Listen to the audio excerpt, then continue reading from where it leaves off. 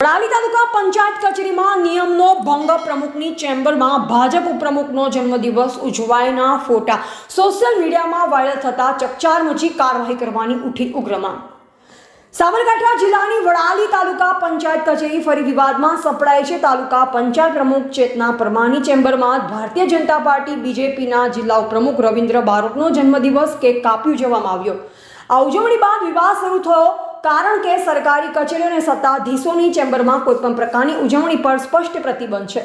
પ્રાપ્ત માહિતી અનુસાર વડાલી તાલુકા પંચાયત પ્રમુખ ચેતના પરમારે ભાજપના ઉપપ્રમુખ રવિન્દ્ર બારોટનો જન્મદિવસ પોતાની સરકારી ચેમ્બરમાં ઉજવ્યો।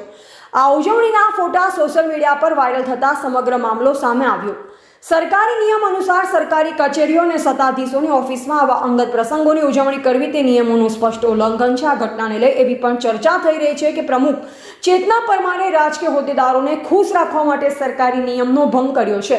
એક જાહેર સેવિકા તરીકે સરકારી કાર્યાલયની ગરિમા જાળવવાની જવાબદારી મહિલા પ્રમુખ ચેતના પરમારની હતી। જો કે આ ઘટનાથી જણાય છે કે તેઓ પોતાની ફરજ અને સરકારી નિયમનું ભાન ભૂલ્યા છે। આ ઘટના બાદ વિપક્ષ દ્વારા આકરા પ્રહારો કરવામાં આવી રહ્યા છે। સરકારી કચેરીમાં નિયમોના ધજાગરા ઉડાડવા બદલ પ્રમુખ ચેતના પરમાર સામે કાર્યવાહીની માંગ ઉઠી।